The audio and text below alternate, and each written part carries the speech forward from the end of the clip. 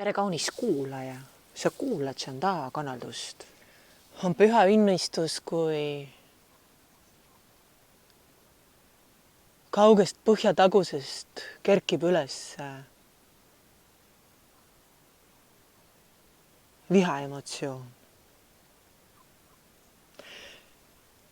On püha õnnistus, kui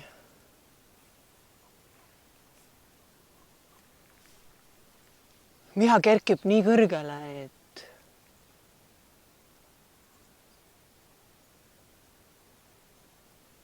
et trauma saab välissuunalise liikumise.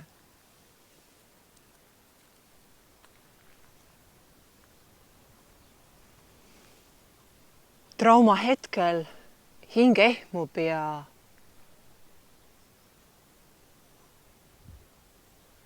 tükike temast kaugeneb omanikust.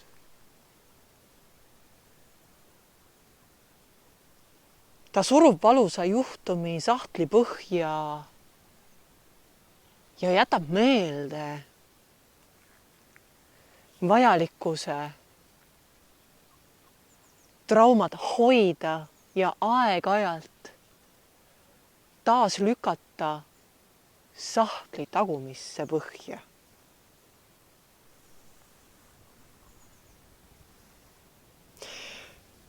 Ta usub, et sellega ta säästab ennast. Tol hetkel, kui trauma juhtus ja hingeosa plagama pani,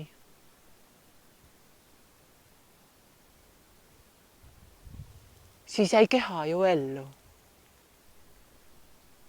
Miks ei peaks see ka edaspidi töötama? Trauma taamale surumisega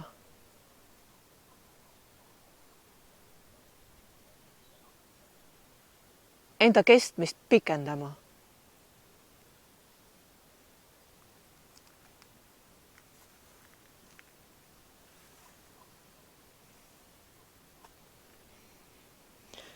Mõistus on kaval rätsep, kes õmbleb kokku vapustava põgenemisplaani.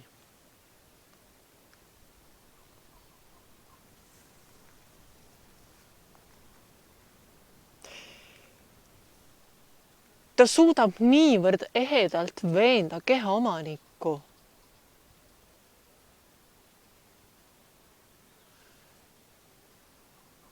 sõnumiga, et trauma võib alatiseks jätta sahtli põhja logelema. Hinge osake ruumi tühjusesse lipendama, et omanikus saab mõistuse hea järgija. Vahel kutsub ta end ka tema sõbraks.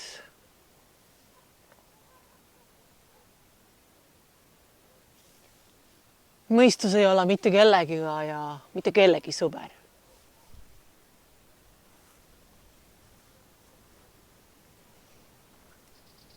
Mõistus on oma kõrgemast minast kaugendaja, keha tühiseks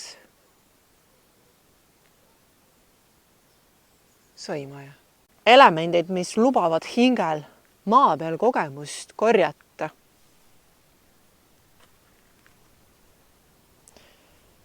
Ette kavandatud õppetunde lahendada. Nende tühjusest on mõistuse esimene pidama loengut.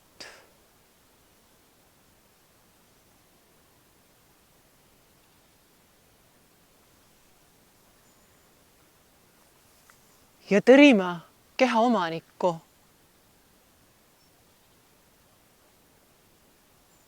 uude kordusesse, algusesse. Algusesse kukkumises pole midagi halba. Vana ämbri kolistamises pole mitte midagi vale.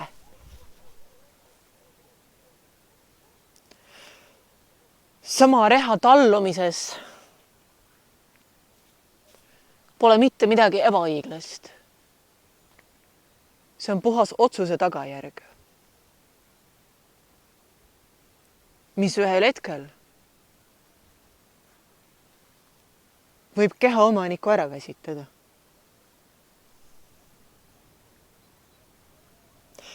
Kuid sinnamaani, kuni isu pole täitunud, endast pagemine pole rahuldanud.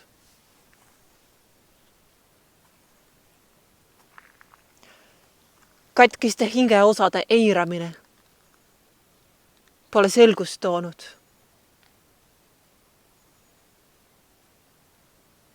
Rävaldununa maailmas enda tõestamine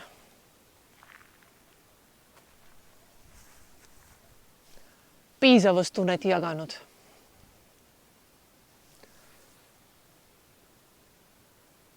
Nii kaua kestab korduses trampimise mäng.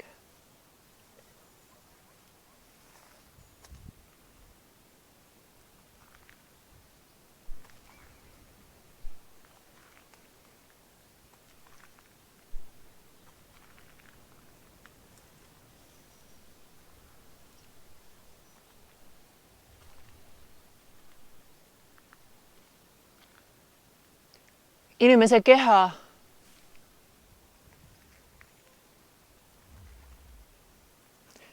on nagu autokest ja uskuda, et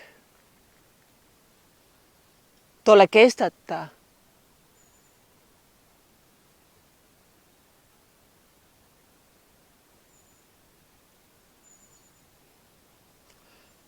tolle ümbriseta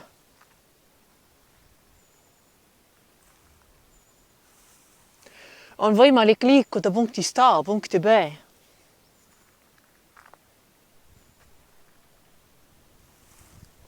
Peatuda tee peal olulistes paikades, et kohtuda oluliste osalistega, on naiivne.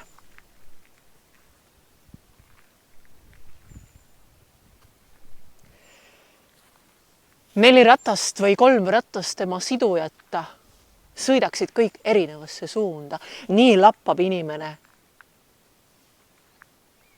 oma keha omaniku kuulmata, oma vajalikke osakesi aktsepteerimata.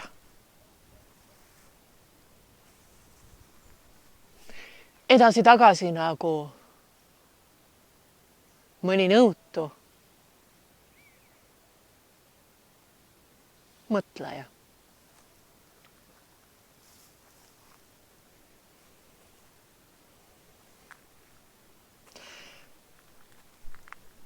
Ta võib tormelda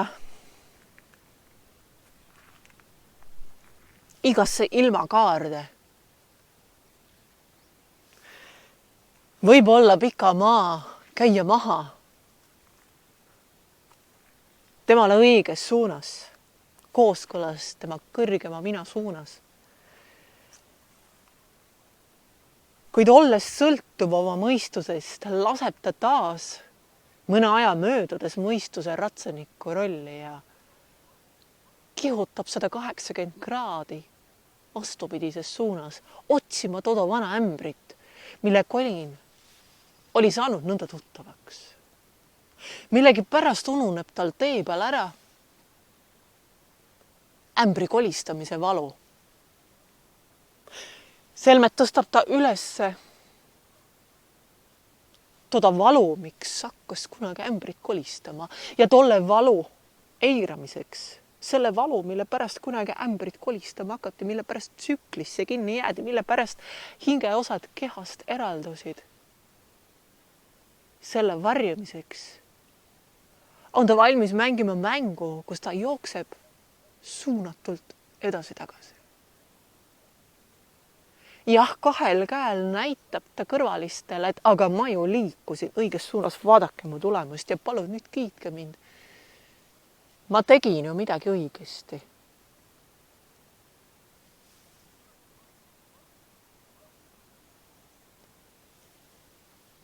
Ent 180 kraadisest pöördest sellest ta kõneleda ei luba. Veel vähem peatuda teemal, et ehk põrutas ta valesse suunda.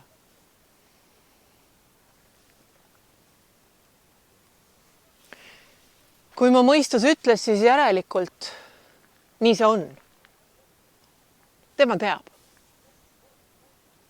Ta ei veaks mida alt.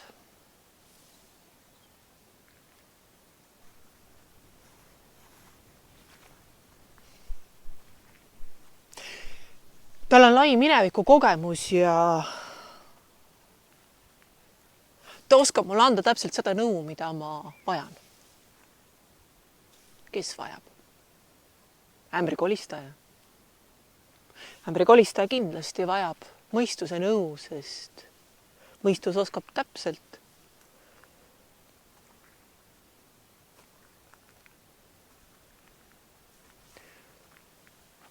matemaatilise väärtuse täpsusega anda plaani, anda graafiku, kuidas edasi.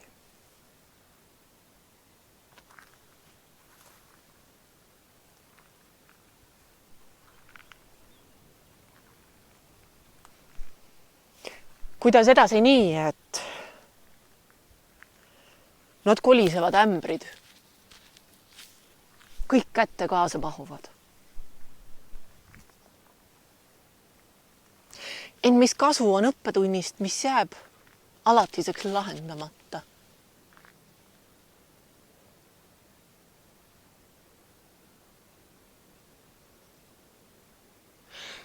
Mis kasu on kokku korjatud liivast, kui see samasse kohta maha kallatakse? Mis kasu on poest toodud piimast, kui see külmkapi ära tilgastab?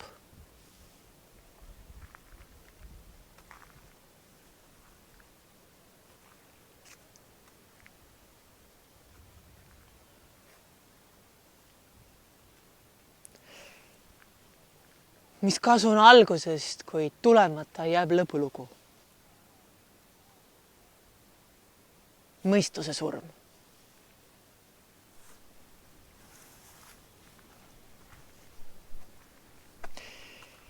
Inimesena me teeme palju selle nimel, et poputada, kosutada, nunnutada.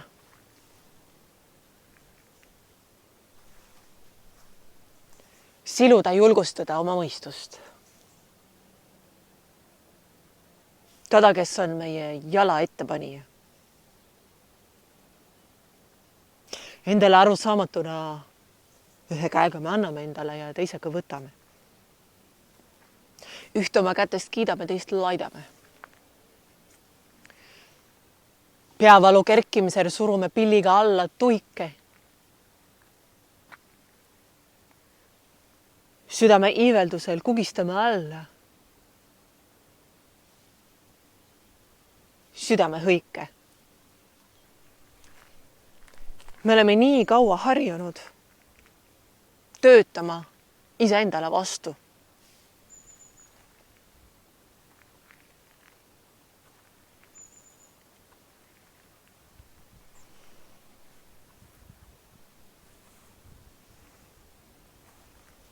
Et me oleme tolle sõnagi võtnud oma pead igapäevasesse kasutusse.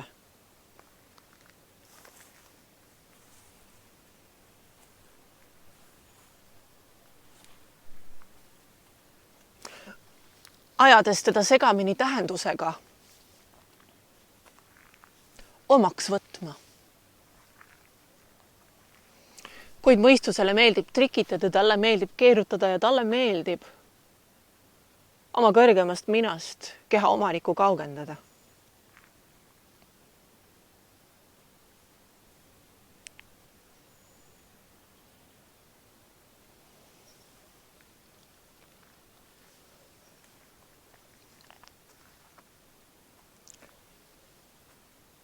Ma võtan armastustunde vastu või ma võtan armastustunde omaks.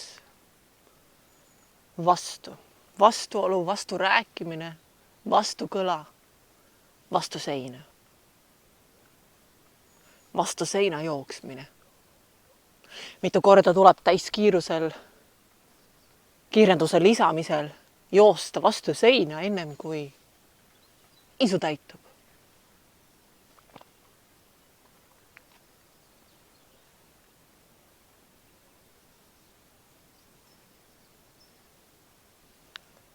Me kardame näha lahendust. Me kardame näha, mis on tolle seina taga selle kõrge müüri teisel pool, mille vastu me peaga järjest jookseme. Seepärast keskendume me kiirusele. Me keskendume kiirendusele, me keskendume kõige kiiremini liikuja auhinnale. Nii et me hakkame ennast identifitseerima.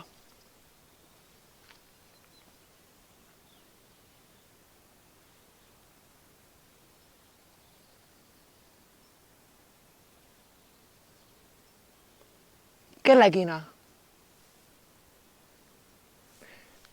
kes on milleski osavam, parem, tulemusrikkam, kiirem, kordi rohkem. Minu keha pidas vastu rohkem kordi vastu seina jooksmist kui sinu oma. Kõlab absurdsõna, aga täpselt samasuguseid absurdseid pröökeid oleme me valmis oma varrukast igal päeval raputama, et olla enam. Identifitseerimisvajadus nõuab.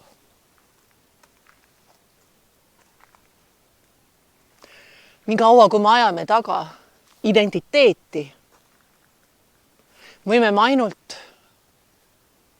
teadlikest õpikutest lugeda tähendust kõrgemale minale ja aimata midagi, mis see endaga kaasa toob, kus kohas ta meis asub ja miks ta on. Mõistus ei tea olemisest midagi. Mõistus teab minemisest, tulemisest. Ta kõrgema mina vastane, olija vastane. Mõistus on tegija. Tema kestmine oleneb tegemiskogusest. Kõrgem mina on olija. Talle piisab õigel ajal õiges kohas olemisest, õppetundide omaks võtmisest ja avatusest nende lahendatuks saamisele.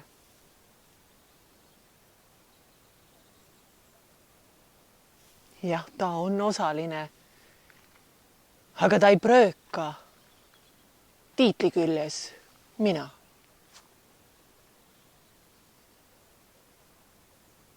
Sellepärast ta ongi kõrgem, sest tal ei ole enam mitte kellegile midagi tõestada, tal ei ole mitte midagi uhkustada, tal on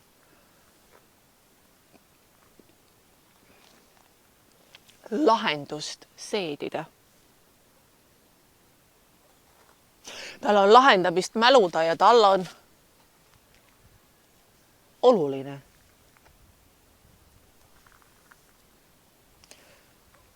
Lahendamist vajava võileiva valmistamine.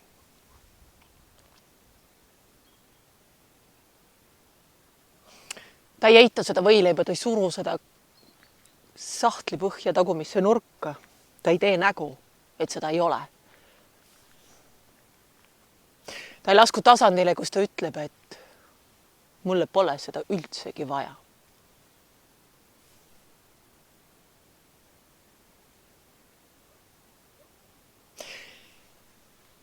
Kolmainsusest hakkab kõige esimesena ennast looma keha.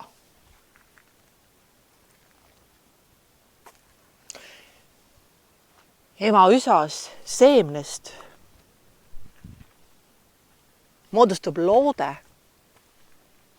ja alles siis, kui keha oma kuju on valmistanud. Nii umbes 3 kuu möödudes seemne paika loksumisest viljastamisest. Siseneb kehasse hing.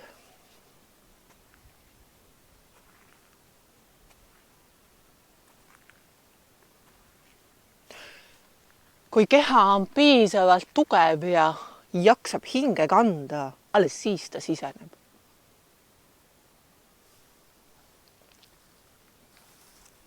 Kui keha ei suuda talle pakkuda hinge kogemust, maist, kogemuste pagasi, milleks on ta laskunud, siis jätab ta kehasse sisenemata ja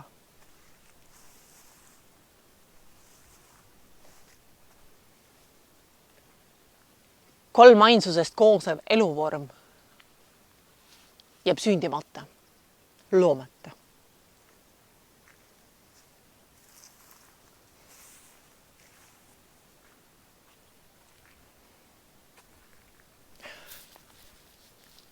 Kui keha pakub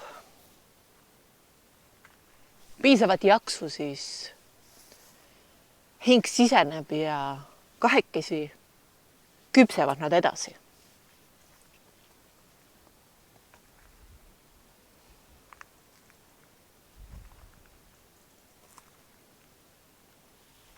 Neil on piisavalt aega, et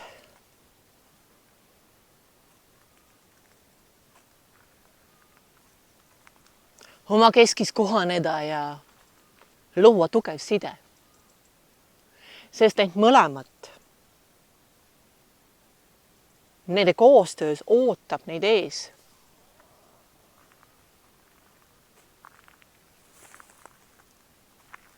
keha sündimine, üsast välja pugemine, sünnitusprotsess.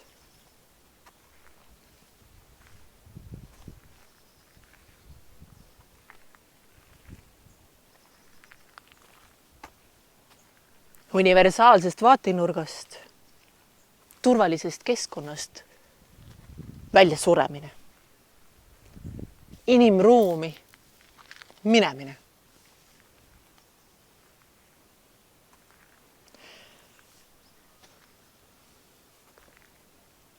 Kui imik on üsast välja pugenud, hinge ja keha vaheline side piisavalt tugev,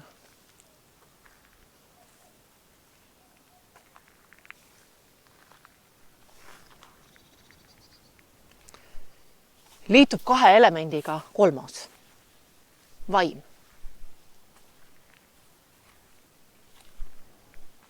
Too kõrgem mina.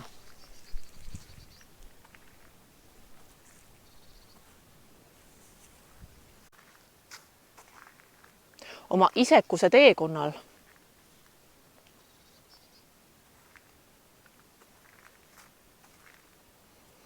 on inimene aldis unustama keha vajalikkuse.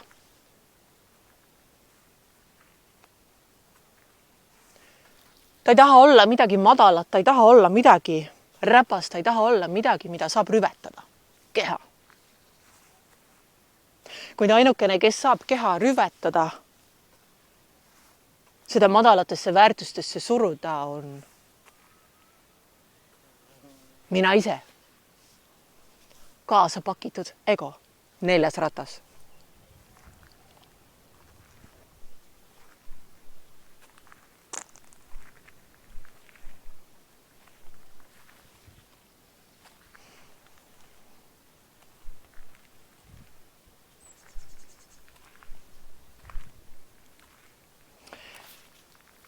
Keha, kes loodi kõige esimese elemendina tervikust.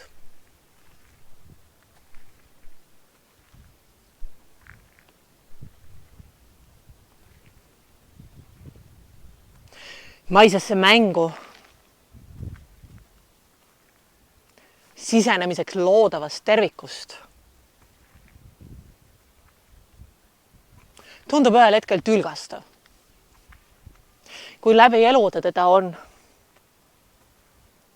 vääralt koheldud või kõrvalisi kehasid on vääralt koheldud, siis tahaks eitada. Tahaks eitada enda seesmist traumat, miks hakati oma keha või ümbritsevaid kehasid väärkohtlema.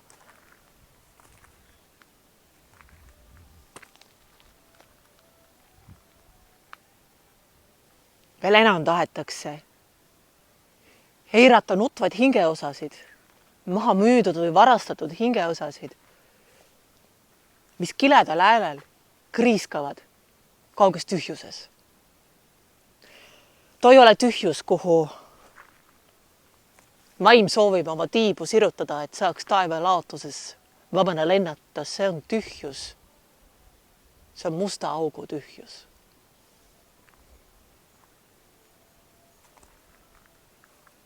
See on surmale kuuluv maailm, kadunute maailm, kadunud asjade maailm.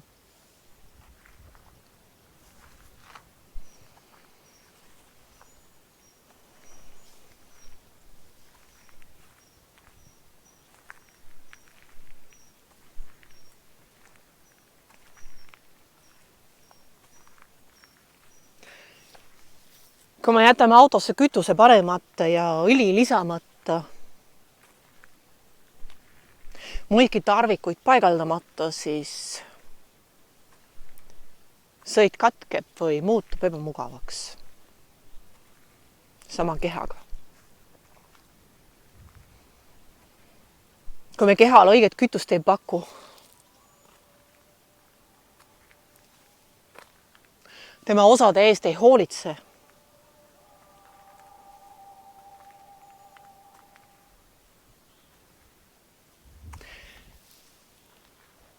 õli ei lisa, muutub ta kasutuks.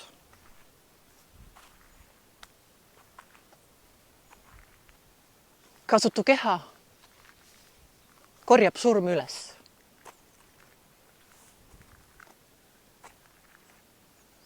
Hing saadetakse inimruumist välja.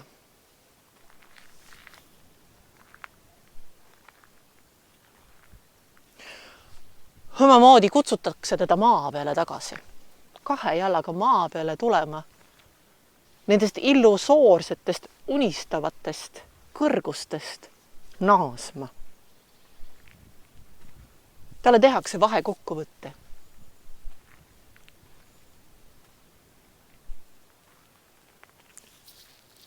Mis kiiva kiskus? Miks muutus keha kasutuskõlbmatuks? Mis juhtus, et arvati keha tähtsusetuks?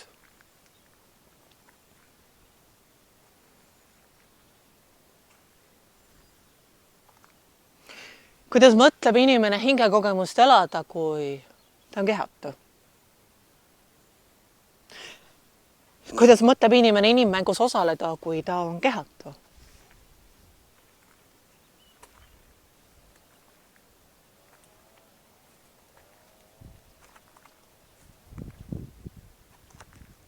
Jah, ta võib ennast identifitseerida ja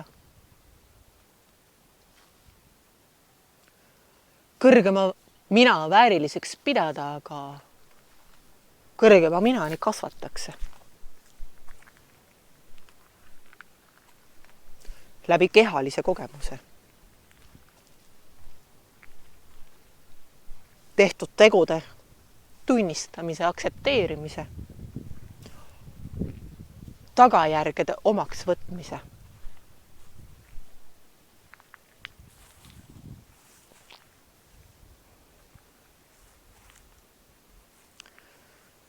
Trauma on olnud üle mõistuse.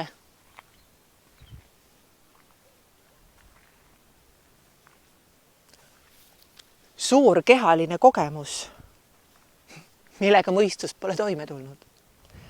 Mõistusel ei olegi temaga vaja toime tulla. Inimesel endal on vaja temaga toime tulla. Kogeda.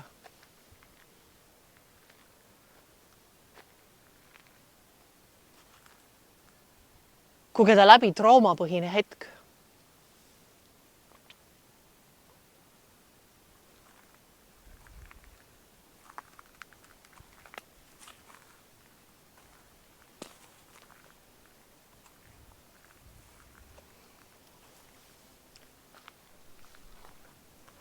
kogeda läbi tunded. Need üle mõistuse suured tunded.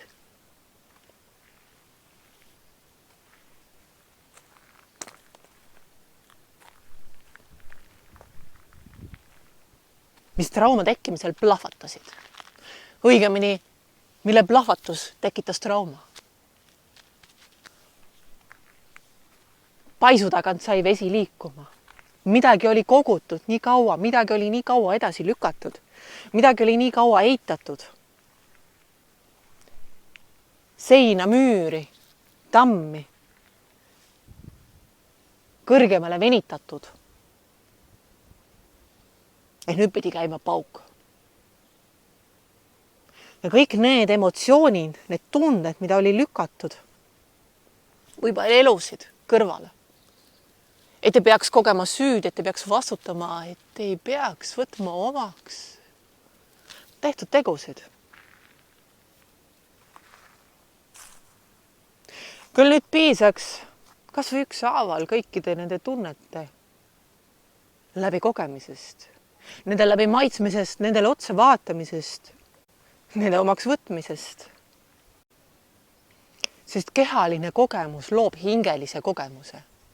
Kehalisel kogemusel on mälu, mis salvestatakse hinge tasandile. Kui keha kaob ja hing edasi liigub, uue keha järele läheb, siis ta kannab üle järgmisele kehale kõik eelnevate kehastuste kogemused, kõik need, mis on lahendamata, kõik traumad, mis on lahendamata, me võime need eirata, 180 kraadinust ümber pöörata, teise suunda kihutada. Aga need kõnnivad meil surmavarjuna järel ja kisuvad üles kordust. Nad kisuvad üles, toovad meie teele korduvaid osalisi. Eelnevatest traumaatilistest situatsioonidest, mis on jäänud lahendamata. Et lõppude lõpuks saaks juhtuda lõpulugu. Aitäh, kaunis kuulaja. Ole hoitud, ole kaitstud, ole armastatud. Sa oled mulle oluline.